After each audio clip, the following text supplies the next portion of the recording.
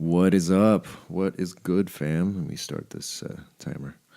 Going for that 15 minute again, that 15-minute time limit. What did you guys think of the last episode?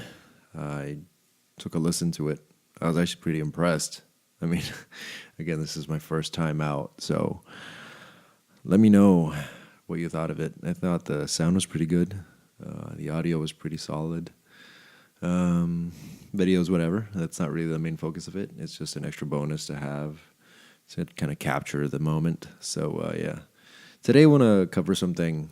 I want to cover, well, it's going to be a main topic, but I'm going to break it up into two. I'm going to go into it one way, and then I'm going to switch it up on you right in the middle of it. And it has to do with developing your craft and how you go about it. So, where to begin? Well, the thing is, where I want to start is that I come from a background of, I used to be like really paralyzed. I used to be very analytical. And it would be really hard for me to get started to get cranking on anything because I was overthinking it. And I got into learning some things where I discovered that it was far better to actually strike a balance and actually do something, like execute. And that's it. The focus was execute. And so the reason why I bring this up is because there's a lot to be learned when it comes to videography, and not only the art part of it, but also the business aspect of it. There's a lot to be learned in every respect to make it a sustainable business and something that can make a living for you over the course of time. And it can be very unnerving and paralyzing if you're trying to find the right way, the proper way to do everything. And so the thing that I've discovered that you should just focus on is develop a bias for action. It's interesting to say this because we live in a world where I think people are so skeptical and weary of making the wrong decision because it's so easy to make the wrong decision. And interestingly, we have such a tyranny of choice that we don't want to get locked into any given decision, that we sit there and hyper analyze everything to the point where we lose any amount of spontaneity. And obviously, this is critical when it comes to art. Spontaneity is important. The discovery, developing a process, trying to find a way to tease out the beauty in the mundane can be very tricky. And so sometimes the struggle of even making that stuff happen can make it that much more romantic and more amazing and create some phenomenal moments in the process. And so rather than sit there and get hyper focused on all the technical details of, say, how to operate your camera or the right and wrong ways to take a picture or shoot a video, there's something to be said about creatively feeling your way in the dark and developing a sense for what works for you. And that can be really exciting. Frankly, that's kind of the place that I'm coming from, is this need to kind of discover on my own how to go about doing things, like how to compose a shot or discovering ways to balance colors and lighting and things of that nature. It's very exciting. And it's helped me to actually develop a better sense of what I like and what I look for in an image, especially when you really have to tease out, when you really have to work to get out the kind of look that you're going for. And the same thing can be said about business. There are so many ways to establish, run, and maintain a business over the course of whatever, a lifetime, the lifetime of either the business itself or your lifetime if you're going to be in that business for a long, long, long time. And so it's worth just going in and slugging it out and and developing the strength and the wherewithal to actually just discover all these things. I think that's part of it too, is you actually develop a sense and instinct for and an ability to survive in spite of all the chaos that might befall you when it comes to honing your craft, learning how to become a better artist, better videographer, better photographer, and also developing a business sense for making all that work. There is something to be said about doing all of that and developing the sense for those processes. It's something that I struggle with on a constant basis because, obviously there's a pressure to really make a living of it, to find successes. But I think there's something to be said. It can be an enjoyable process to just go through it and discover what is uniquely yours because you've really had to work to discover your style, your approach. At the same time, and this is where I'm going to flip things around, as much as I harp on how I hate formal education, how training can be suck the soul out of art and creativity. I was notorious in the past for saying that if I ever have to do something in a formalized fashion, like doing art as a job, it steals the art out of that whole process. It's no longer something creative. But at the same time, you don't need to reinvent the wheel every single time. You can read the manual to understand exactly the kind of functions that are in your camera.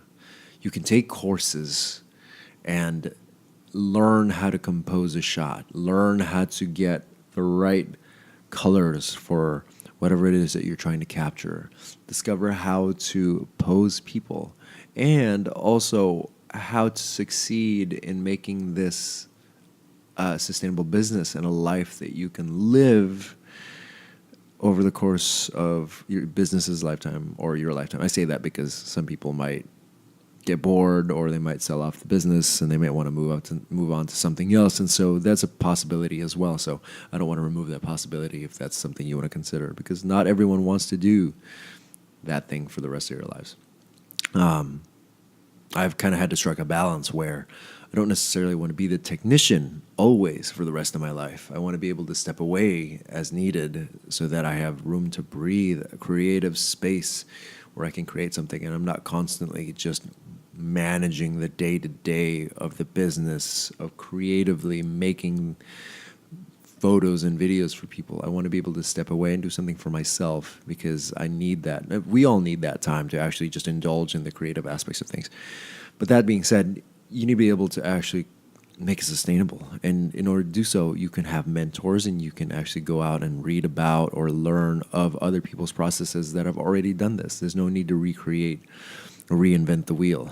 Innovation is cool, but it's unnecessary to innovate, especially if you're just trying to attain a certain level of success. And if other people have done it similar to what you discover you're doing, it's worth cutting the learning curve and going out and getting some mentors or going out and trying something that's already been established and an approach that's already been set. I wish that I had realized this. So by me saying this, I'm actually speaking to myself. I wish I'd realized this a lot sooner. I really did. I really wish I did, because it would have cut the learning curve on a lot of things for me to be able to just focus on the art itself rather than trying to figure out what the best composition is. Because learning the rules sometimes allows you to break them so that you can actually represent your work in a striking way that's contrary to what's usually expected. And you can develop a different style because you know how to break the rules. I always just broke the rules, and so it made it so that success, I guess you could say on a commercial level, was a little more difficult because people already had a notion of what they wanted, had an expectation of what pictures should look like, the way that they wanted their portraits of their families to stand out. And so I was always so busy innovating, I never understood, or I never took the time to really learn what was common and acceptable and commercially viable. And there is an appropriate place for that. You need to develop a sense for that, because far be it for me to be another one of those guys that says, you're a sellout because you're you're making money off your art. No, you actually need to make a living off your art. That's beautiful. And part of the process for me has actually been undoing that wiring in my head and spending time with people who are creatively living the life that they want to live. There is an artistic aspect to entrepreneurship, or I guess you could say, I don't want to use that buzzword too much because I think it's overused. There is an artistic aspect of building and developing your own business and making it sustainable that really matters, because you have to survive and you have to make a living and you have to go out and kill and take home whatever it is that you you hunted down. And it's a process that needs to be learned. And the sooner you get over this idea that, you don't want to sell out or it's too hard, the sooner you'll be able to actually really relish enjoying the life that you thought you could make through your art. Let's consider the alternative. What's the alternative? You flop on your face over and over again for years. And I firmly believe this is the reason why there is a 3 to 5 year window where most businesses fail. Because they're so romantic and they're winging it the whole time that they forget that it's a job. It's still a business, and you have to serve people, and you have to deliver on a timely basis. I'm certainly learning these lessons, and a lot of these lessons are already out there. It's just that internalizing them usually requires a certain level of emotional commitment and investment. In order to do so, sometimes you need to really feel the sting of what it's like when people don't want to do business with you, or when people are dissatisfied with your work. That's gonna happen too. And if you're gonna wing it the whole time, you need to, I forget how the saying goes, but if you're gonna be stupid, make sure that you're strong, or something like that. So if you're gonna wing it and you're gonna keep trying things spontaneously and out of your head, you got to make sure that you have a thick skull and you're ready to take on the bumps and bruises, because that's going to be a bit of a slog, and it's been a hell of a slog. That's why now, it's taken me this long to finally just sit down and just create this kind of content and make it on a more consistent basis, so that I have a system of distribution and dissemination so that people can develop an awareness for who I am as a person, as a brand. I can't say I'll be able to win everyone over or earn everybody's business, but I want to be able to actually earn enough, no, more than enough actually, but at the very least earn and gain people's business so that I can actually make a living off of this. But it's taken some time to finally just sit down and appreciate and enact the process of making this a real business. I'm going to wrap it up there. We're coming up on the time limit, so I want to make sure that I address all the important stuff. If you happen to listen to the last episode, I really appreciate you. I'm glad that you checked that out. Let me know what you think about it. By all means, leave comments. Give me hook it up with a 5-star rating, or if you didn't like it, give me a reason why. What would you wish that I changed or made better? With the videos, you should also check those out. If you happen to be watching this on YouTube, give it a like, give it a thumbs up. I'll post this everywhere, actually, YouTube, Facebook, and for podcasts. But again, this has been the Echelon broadcast. Let's call it that for the time being until I find some fancier, more artistic name to call it. But we'll call it the Echelon broadcast. And this has been Mark with Echelon Media. Thank you so much. I hope you were able to get something out of this. And we'll call it a day. Take care. I'll see you soon.